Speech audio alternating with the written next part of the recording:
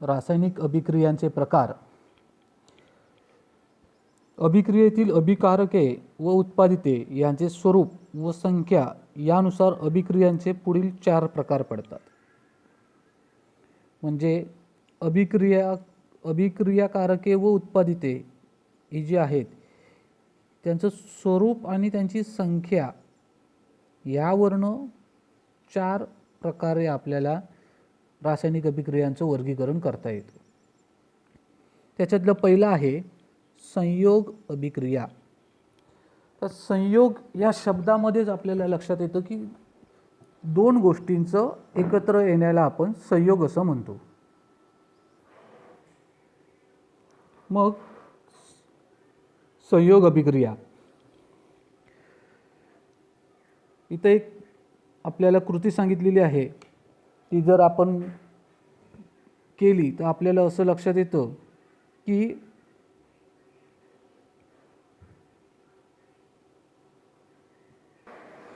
Ammonia आणि hydrogen chloride ही 2 अभिक्रियाकारक आपण घेतले आणि त्यांच्यामध्ये अभिक्रिया घडून येणार आहे. जो अमोनिया जो आहे हा वायू स्वरूपात आहे म्हणून इथं G लिहिलेला आहे, अधिक HCl हा सुद्धा गॅस स्वरूपातच आहे. आणि दोन्ही पण वायूंची अभिक्रिया घडून आल्यानंतर आपल्याला NH4Cl अमोनियम क्लोराईड हे उत्पादित मिळतं. मग आता व्यवस्थित आपण बघितलं तर असं लक्षात येतं की या ठिकाणी अभिकारक जे होते त्यांची संख्या होती 2, एक अमोनिया आणि दुसरा होता हायड्रोजन क्लोराईड. या दोघांचा संयोग होऊन एकच उत्पादित मिळतंय, उत्पादित फक्त एकच मिळतंय. म्हणून अशा प्रकारच्या अभिक्रियेला आपण संयोग अभिक्रिया असे म्हणणार. अजून एक आपण उदाहरण बघू. मॅग्नेशियम आहे, ती मॅग्नेशियमची फीत आपण हवेमध्ये जाळली. आता हवेमध्ये जाळतो याचा अर्थ ऑक्सिजनच्या पुरवठ्यामध्ये आपण जाळतो, म्हणजे त्याला पुरेशा प्रमाणात ऑक्सिजन मिळेल अशा ठिकाणी जाळतो. मग ती जाळण्यापूर्वी मॅग्नेशियम आणि ऑक्सिजन हे 2 वेगवेगळे अभिकारक होते. पण जाळल्यानंतर आपले एक पांढऱ्या रंगाची एक भुकटी आपल्याला मिळते, ती म्हणजे मॅग्नेशियम ऑक्साईड. मग हे मॅग्नेशियम ऑक्साईड हे जे आहे हे एकच आपल्याला उत्पादित मिळतं. म्हणून या अभिक्रियेला सुद्धा आपण संयोग अभिक्रिया असे म्हणणार.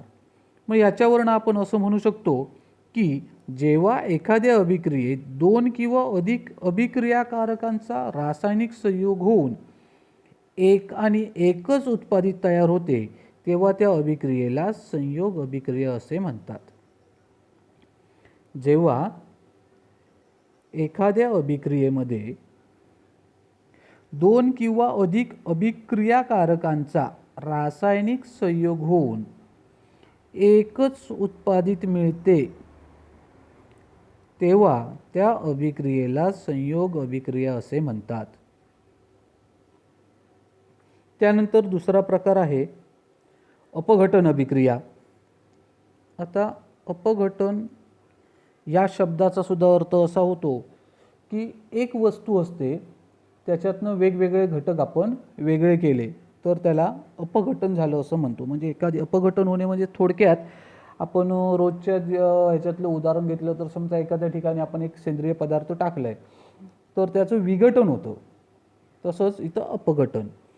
मग अपघटनामध्ये नक्की काय होतं तर पहिलं समजा साखर आपण घेतली, एका भांड्यामध्ये साखर घेतली आणि त्या साखरेला उष्णता द्यायला सुरुवात केली.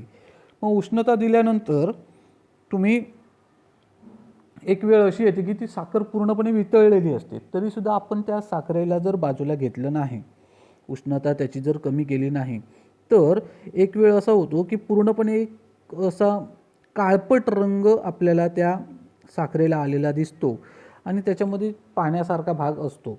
म्हणजे तिथं नक्की काय होतं तर C2H12O11 C12H22O11 हा जो भाग आहे तो म्हणजे साखर. आता या साखरेला उष्णता दिल्यानंतर 12 कार्बन, इथं 12 होते तेच कार्बन, अधिक 11 H2O तिथं तयार होतात. म्हणजेच आता जर व्यवस्थित बघितलं तर आपलं असं लक्षात येतं की अभिक्रियाकारक एकच होतं आणि उत्पादित मात्र 2 आहेत. म्हणून या अभिक्रियेला आपण अपघटन अभिक्रिया म्हणणार. मग याच्यावरून आपण अशी त्याची व्याख्या म्हणू शकतो की ज्या अभिक्रियेमध्ये एकच अभिक्रियाकारक असतो व त्यापासून 2 किंवा अधिक उत्पादिते मिळतात त्या अभिक्रियेला अपघटन अभिक्रिया असे म्हणतात. ज्या अभिक्रियेमध्ये एकच अभिक्रियाकारक असतो व त्यापासून 2 किंवा अधिक उत्पादिते मिळतात त्या अभिक्रियेला अपघटन अभिक्रिया असे म्हणतात. आपण याआधीच्या इयत्तांमध्ये कार्बन डायऑक्साईड जर वायू चुन्याच्या निवळीमधनं जाऊ दिला तर त्याचा रंग दुधी होतो, हे कृती केलेली आहे. तसंच इथं सुद्धा एक कृती दिलेली आहे, ही तुम्ही स्वयंअध्ययनामध्ये अभ्यासणार आहात. कॅल्शियम कार्बोनेटला उष्णता दिली असता त्याचे अपघटन होऊन तयार झालेल्या कार्बन डायऑक्साईडमुळे चुन्याची निवळी दुधी होते. आता कॅल्शियम ऑक्साईडची भुकटी हे दुसरे उत्पादित पहिल्या परीक्षा नळीत शिल्लक राहते. म्हणजे जी कॅल्शियम कार्बोनेट जो होतो त्याला उष्णता दिल्यानंतर तिथनं कार्बन डायऑक्साईड निघून गेला, मग शिल्लक राहणारा इथं जो भाग आहे तो म्हणजे कॅल्शियम ऑक्साईड. तसेच आणखी एका अभिक्रियेत हायड्रोजन पेरॉक्साईडचे मंद गतीने आपोआप पाणी व ऑक्सिजन याच्यामध्ये विघटन होते. कॅल्शियम कार्बोनेट स्थायू स्वरूपात आहे, त्याला उष्णता दिली, त्याच्यापासून कॅल्शियम ऑक्साईड अधिक CO2 हे तयार झालेले दिसतात. ही सुद्धा एक अपघटन अभिक्रियाच आहे. मागील इयत्तेत आपण अभ्यासले आहे की आम्लयुक्त पाण्यातून जर आपण विद्युतधारा प्रवाहित केली तर त्या पाण्याचं विद्युत अपघटन होतं आणि हायड्रोजन आणि ऑक्सिजन वायू हे वेगवेगळे होतात. म्हणून या अपघटनाला आपण विद्युत अपघटन असं सुद्धा म्हणतो. ज्या रासायनिक अभिक्रियेत एकाच अभिक्रियाकारकांपासून 2 किंवा अधिक उत्पादिते मिळतात त्या अभिक्रियेला अपघटन अभिक्रिया असे म्हणतात. म्हणजेच जर आपण याच्या आधीची जर संयोग अभिक्रिया बघितली तर त्याच्यामध्ये जसं होतं त्याच्या बरोबर विरुद्ध क्रिया इथं होते. संयोग अभिक्रियेमध्ये होतं की 2 अभिक्रियाकारकांपासून एक उत्पादित मिळत असेल तर ती अभिक्रिया संयोग अभिक्रिया असते. आता याच्या विरुद्ध ज्या रासायनिक अभिक्रियेत एकाच अभिक्रियाकारकापासून 2 किंवा अधिक उत्पादिते मिळतात त्या अभिक्रियेला अपघटन अभिक्रिया असे म्हणतात.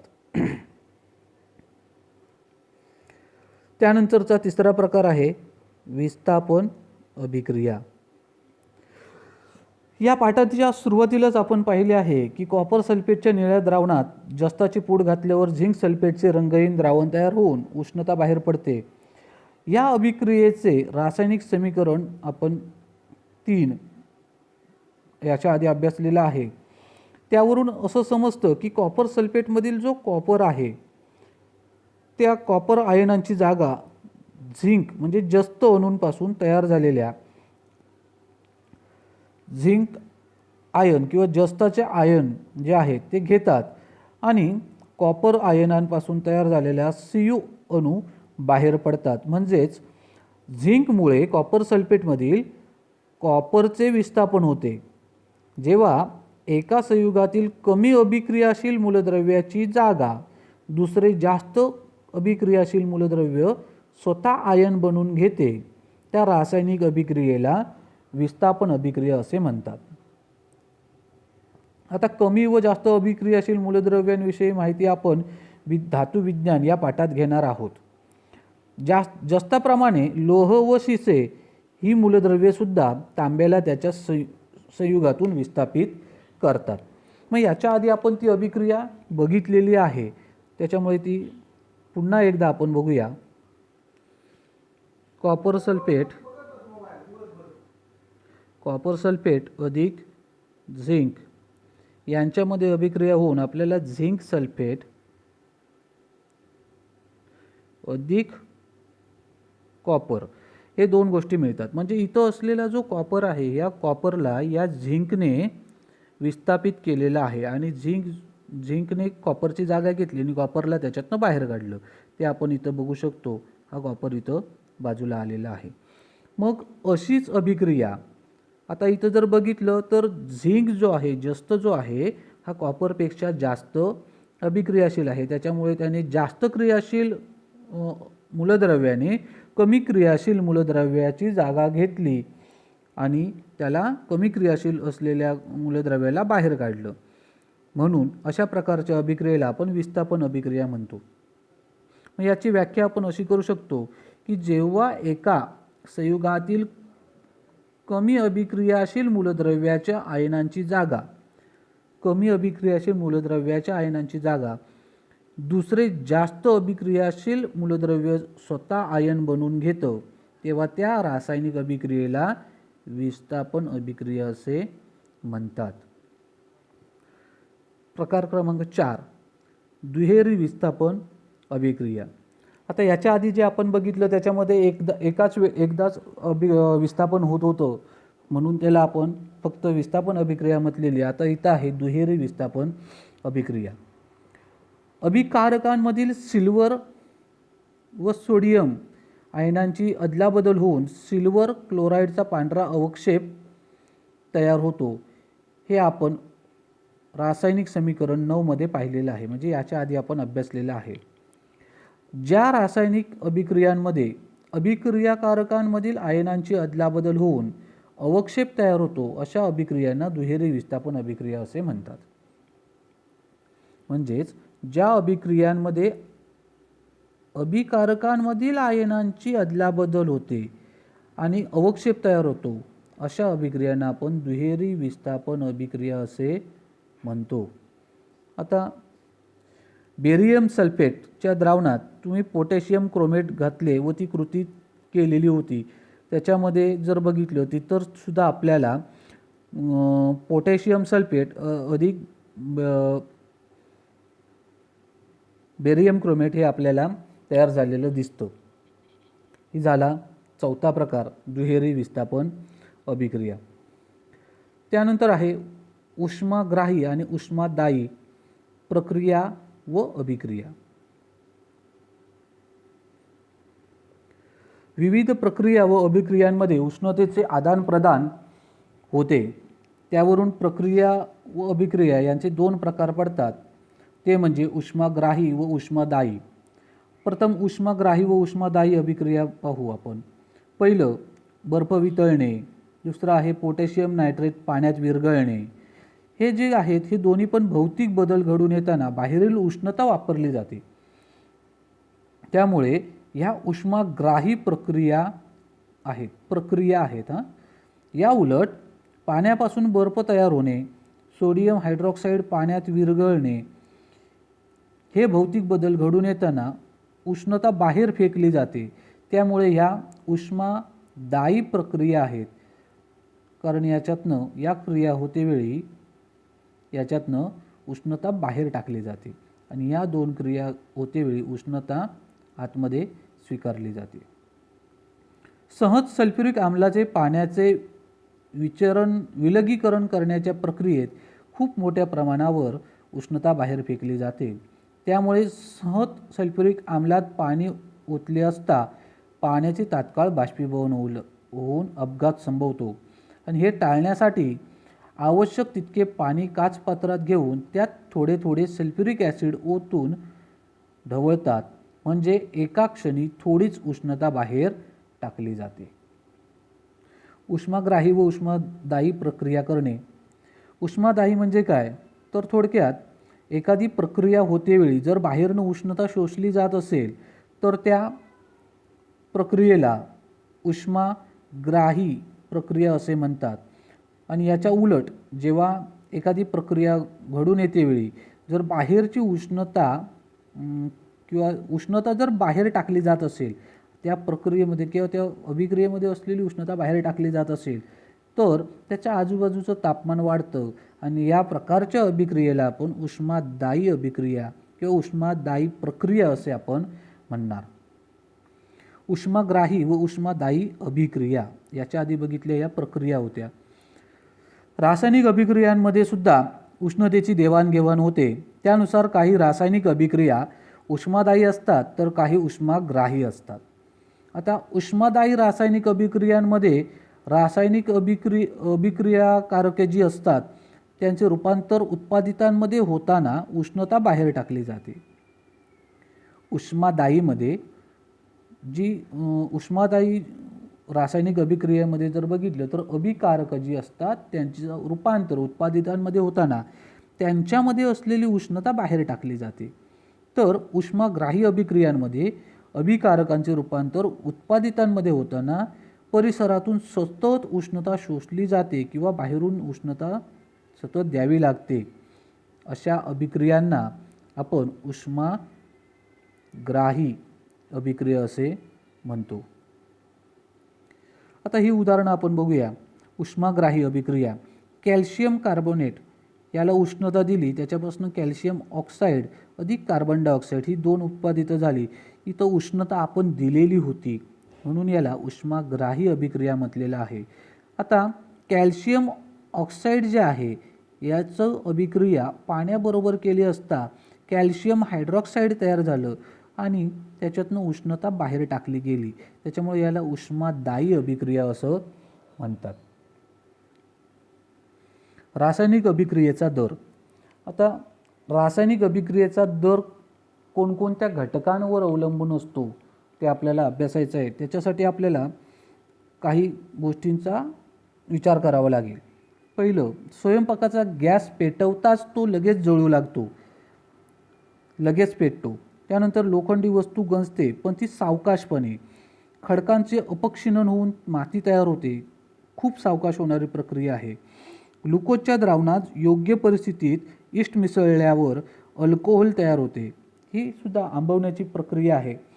परीक्षा नळीतील विरल आम्लामध्ये खाण्याचा सोडा टाकल्यावर बुडबुडे निर्माण होतात, ही लगेच होणारी प्रक्रिया आहे. बेरियम क्लोराईडच्या द्रावणात विरल सल्फ्युरिक आम्ल मिसळल्यावर पांढरा अवक्षेप तयार झाला, ही सुद्धा लगेच होणारी अभिक्रिया आहे.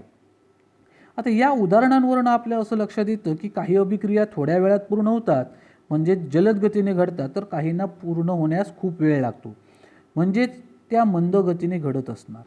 याचा अर्थ असा की भिन्न अभिक्रियांचा दर भिन्न असतो, म्हणजे सर्व अभिक्रियांचा दर एकसारखाच असेल असं नाही. प्रत्येक अभिक्रियेचा दर हा वेगवेगळा असतो आणि हा दर नक्की कशावर अवलंबून असतो हेच आपल्याला याच्या पुढे अभ्यासायचं आहे. एकच अभिक्रिया अटी बदलल्यावर वेगवेगळ्या दरांनी सुद्धा घडू शकते. उदाहरणार्थ, हिवाळ्यामध्ये दूध विरजल्यानंतर त्याचे दही बनवायला खूप वेळ लागतो. उन्हाळ्यातील उच्च तापमानाला दुधाचे दही बनवण्याच्या अभिक्रियेचा दर वाढतो व दही लवकर बनते. रासायनिक अभिक्रियेचा दर कोणकोणत्या घटकांवर अवलंबून असतो ते आता आपल्याला अभ्यासायचं आहे. व त्याच्यामधलं पहिलं, रासायनिक अभिक्रियेच्या दरावर परिणाम करणारे घटक. त्याच्यातला पहिला आहे अभिक्रियाकारकांचे स्वरूप. अभिक्रियाकारक कोणत्या स्वरूपाची आहेत हा सुद्धा अभिक्रियेच्या दरावर परिणाम करणारा घटक आहे. समजा ॲल्युमिनियम व जस्त या धातूंची विरल हायड्रोक्लोरिक आम्लाबरोबर अभिक्रिया घडवून आणली तर ॲल्युमिनियम आणि जस्त या दोन्हींची विरल हायड्रोक्लोरिक आम्लाबरोबर अभिक्रिया होऊन हायड्रोजन वायू मुक्त होतो आणि ह्या धातूंचे पाण्यात विद्राव्य असे क्षार तयार होतात. परंतु झिंक धातूच्या तुलनेत ॲल्युमिनियम धातूची आम्लाबरोबर अभिक्रिया जलद गतीने होते. अभिक्रियेच्या दरातील या फरकाला त्या धातूचे स्वरूप कारणीभूत असते. म्हणजे 2 आपण घेतलेले आहेत, ॲल्युमिनियम सुद्धा आहे आणि जस्त सुद्धा आहे. पण जेव्हा जस्त धातू जो आहे त्याच्या तुलनेत जर ॲल्युमिनियम धातूची आम्लाबरोबरची अभिक्रिया बघितली तर जस्तापेक्षा ॲल्युमिनियमची अभिक्रिया जलद घडून येते. म्हणजेच ॲल्युमिनियम हा जस्तापेक्षा जास्त अभिक्रियाशील आहे असं आपण म्हणू शकतो.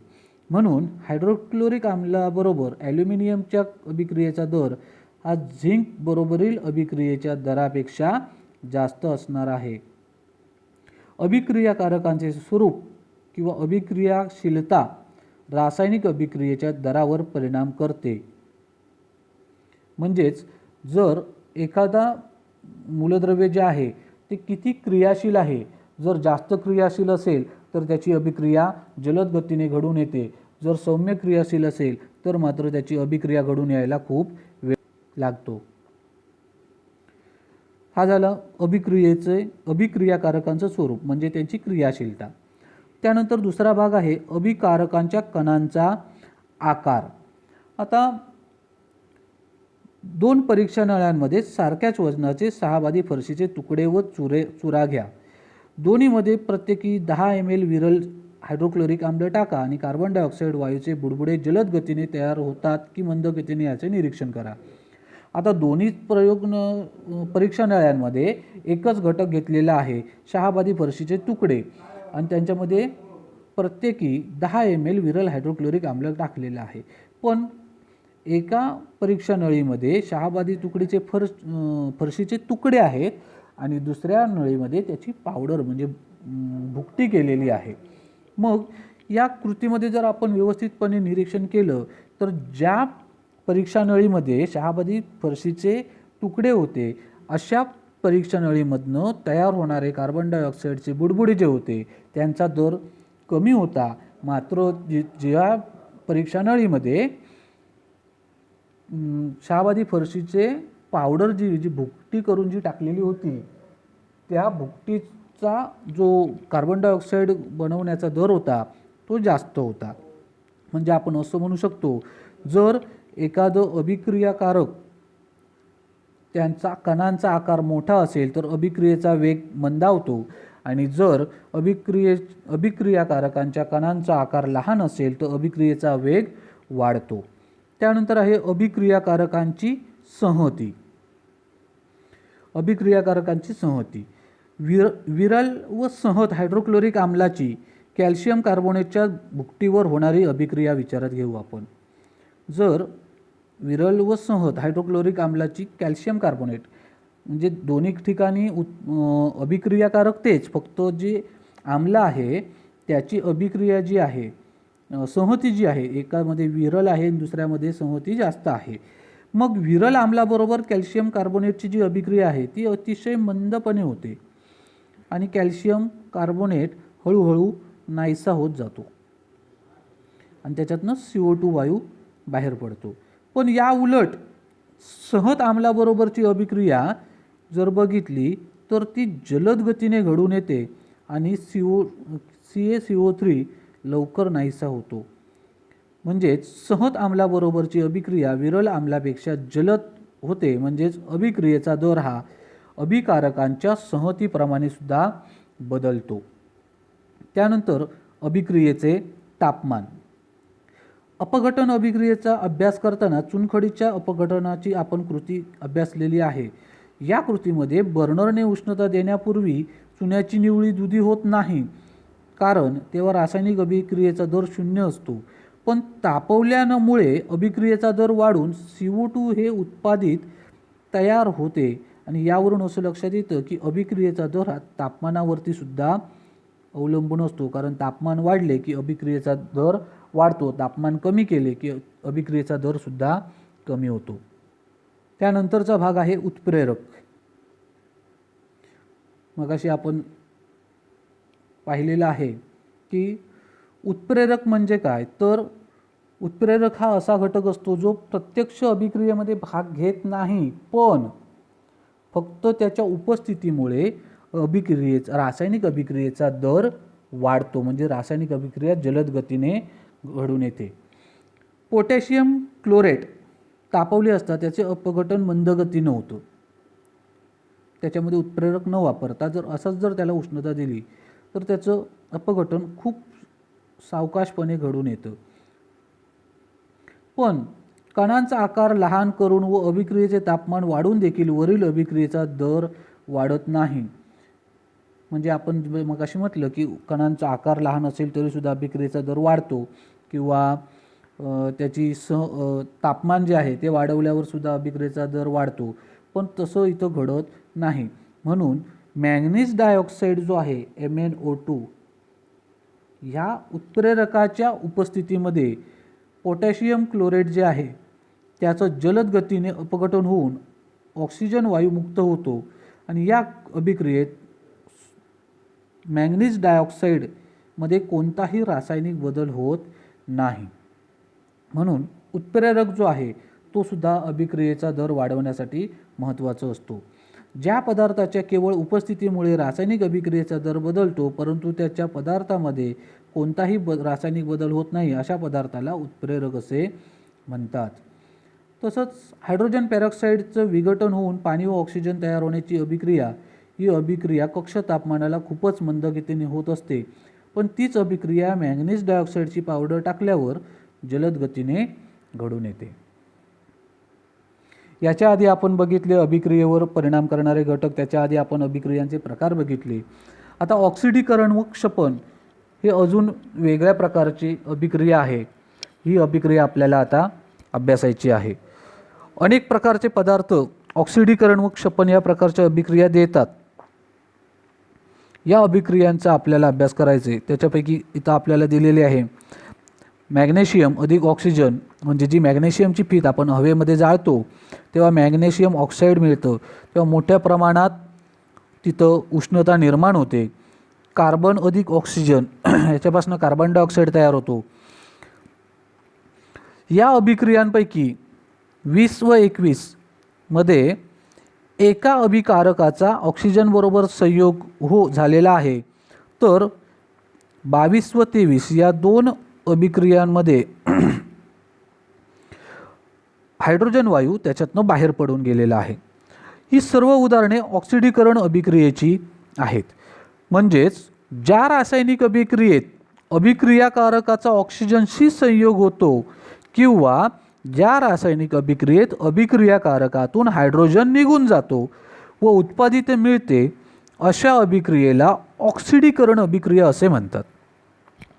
म्हणजेच थोडक्यात सांगायचं झालं तर ज्या रासायनिक अभिक्रियेमध्ये ऑक्सिजन मिळवला जातो किंवा हायड्रोजन गमावला जातो त्या अभिक्रियेला ऑक्सिडीकरण अभिक्रिया असे म्हणतात. इथं जर आपण बघितलं तर मॅग्नेशियमची ऑक्सिजन बरोबर अभिक्रिया झाली म्हणजे अभिक्रियाकारक जो मॅग्नेशियम होता त्याला ऑक्सिजन मिळालेला आहे, म्हणून ऑक्सिडीकरण अभिक्रिया. तसंच MgS2 याची जर अभिक्रिया बघितली तर MgS2 हा जो एकच अभिक्रियाकारक होता त्याची अभिक्रिया झाल्यानंतर त्याच्यापासून आपल्याला मॅग्नेशियम म्हणजे Mg आणि H2 हे दोन घटक वेगवेगळे मिळाले. म्हणजे MgS2 मधला H2 जो आहे तो इथं निघून गेलेला आहे, बाहेर पडला आहे. म्हणून आपण असं म्हणू शकतो की ज्या अभिक्रियेत ऑक्सिजन मिळवला जातो किंवा हायड्रोजन बाहेर टाकला जातो त्या अभिक्रियेला ऑक्सिडीकरण अभिक्रिया असे म्हणतात. काही ऑक्सिडीकरण अभिक्रिया विशिष्ट रासायनिक पदार्थांच्या उपयोगाने घडून आणता येतात. उदाहरणार्थ एथिल अल्कोहोल याचा जर आपण विचार केला तर आता त्याचं अभिक्रिया घडून आणायची आहे, तर ऑक्सिडेशन करायचं आहे, ऑक्सिजन त्याला द्यायचं आहे. तर एथिल अल्कोहोल या अभिक्रियाकारकाच्या ऑक्सिडीकरणासाठी आम्लयुक्त potassium dichromate K2Cr2O7 potassium dichromate जो आहे तो ऑक्सिजन उपलब्ध करून देतो. जसे की असे जे रासायनिक पदार्थ ऑक्सिजन उपलब्ध करून देऊन ऑक्सिडीकरण अभिक्रिया घडवून आणतात त्यांना ऑक्सिडेक असे म्हणतात. म्हणजे जे पदार्थ रासायनिक अभिक्रियेचं ऑक्सिडीकरण घडून येण्यासाठी ऑक्सिजनचा पुरवठा करतात त्या पदार्थांना ऑक्सिडक असे म्हटलं जातं. आता आपण जे बघितलं ते होतं ऑक्सिडीकरण अभिक्रिया. त्यानंतर रासायनिक समीकरण 6 जर आपण पुस्तकातलं बघितलं तर त्याच्यामध्ये वनस्पती तेलापासून वनस्पती तूप तयार केलं जातं आणि याच्यामध्ये जे वनस्पती तेल आहे त्याची अभिक्रिया हायड्रोजन बरोबर घडवून आणली जाते. याचा अर्थ तिथं हायड्रोजन मिळवला जातो. मग अशा वेळी ज्या रासायनिक अभिक्रियांमध्ये अभिकारके हायड्रोजन प्राप्त करतात त्या अभिक्रियांना क्षपन अभिक्रिया असे म्हटले जातं. पण त्याचप्रमाणे ज्या अभिक्रियांमध्ये अभिकारकातील ऑक्सिजन निघून जातो आणि उत्पादित तयार होते अशा अभिक्रियांना सुद्धा क्षपन अभिक्रिया असे म्हटलं जातं. म्हणजेच आपण थोडक्यात असं म्हणू शकतो की ज्या रासायनिक अभिक्रियेमध्ये हायड्रोजन मिळवला जातो किंवा ऑक्सिजन गमावला जातो त्या अभिक्रियेला क्षपन अभिक्रिया असे म्हणतात. जो पदार्थ क्षपन घडवून आणतो त्या पदार्थाला क्षपनक असे म्हटलं जातं आणि जो ऑक्सिडेशन घडवून आणतो त्याला ऑक्सिडक असे आपण म्हणतो. जेव्हा काळ्या कॉपर ऑक्साईडवरून हायड्रोजन वायू प्रवाहित केला जातो तेव्हा तो तांबूस रंगाचे तांबे मिळते. म्हणजेच CuO अधिक H2 याच्यापासनं Cu आणि H2O तयार झालेले आहेत. म्हणजे इथं या ऑक्सिजनला हा हायड्रोजन मिळालेला आहे. म्हणजे इथं ही अभिक्रिया क्षपनाची आहे. किंवा अजून आपण असं म्हणू शकतो की CuO याच्यातला ऑक्सिजन बाहेर पडून गेलेला आहे आणि कॉपर शिल्लक राहिले म्हणून इथं ऑक्सिजन बाहेर पडला म्हणून त्याला ही अभिक्रिया जी आहे ही क्षपन अभिक्रिया सुद्धा आपण त्याला म्हणणार आहोत. या अभिक्रियेत जर आपण व्यवस्थित निरीक्षण केलं तर आपल्याला असं लक्षात येतं की कॉपर ऑक्साईड जे होतं त्याला त्याच्यामधला ऑक्सिजन बाहेर पडून गेला म्हणून त्याचं क्षपन झालं आहे. पण त्याच अभिक्रियाकारकामध्ये हायड्रोजन जो होता त्याने ऑक्सिजन मिळवलेला आहे त्याचं तिथं ऑक्सिडेशन झालेलं आहे. म्हणजे एकाच अभिक्रियेमध्ये क्षपनसुद्धा झालेलं आहे आणि ऑक्सिडेशनसुद्धा झालेलं आपल्याला दिसतं. म्हणजेच अशा प्रकारे ऑक्सिडीकरण व क्षपन अभिक्रिया एकाच वेळी घडत असेल तर त्या ऑक्सिडकामुळे क्षपनकाचे ऑक्सिडीकरण होते व क्षपनकामुळे ऑक्सिडकाचे क्षपन होते. या वैशिष्ट्यामुळे आपण क्षपन अभिक्रिया व ऑक्सिडीकरण अभिक्रिया अशा दोन पदांऐवजी आपण त्याला रेडॉक्स अभिक्रिया अशा एकाच पदाचा वापर करणार आहोत. रेडॉक्स याचा अर्थ रिडक्शन म्हणजे क्षपन आणि ऑक्सिडेशन म्हणजे ऑक्सिडेशन. याच्यापैकी रिडक्शनमधला RED आणि ऑक्सिडेशनमधला OX याच्यावरनं रेडॉक्स. म्हणजेच याच्यापुढे आपण असं म्हणणार ज्या रासायनिक अभिक्रियेमध्ये ऑक्सिडेशन आणि क्षपन या दोन्ही अभिक्रिया घडून येतात त्या अभिक्रियेला आपण रेडॉक्स अभिक्रिया म्हणतो. त्यानंतरचा भाग आहे क्षरण. आता क्षरण जे आहे हे आपण बऱ्याच वेळेला बघितलेलं आहे. क्षरण म्हणजे झीज होणे. एखादा आपल्या घराच्या ठिकाणी असलेली जी लोखंडी खिडक्या वगैरे असतात त्यांचं क्षरण झालेलं आपल्याला पाहता येतं. तुमच्या रोजच्या जीवनात रेडॉक्स अभिक्रियांचा परिणाम आपण पाहिलेलाच आहे. नवीन 2 चाकी अथवा 4 चाकी वाहने चकचकी दिसतात. या उलट जुन्या वाहनांची चकचकी गेलेली असते. त्यांच्या धातूंच्या पृष्ठभागावर एक प्रकारचा तांबूस रंगाचा स्थायीरूप थर जमा झालेला दिसतो. स्थायीरूप थर जमा झालेला दिसतो. या थरास गंज असे म्हटलं जातं.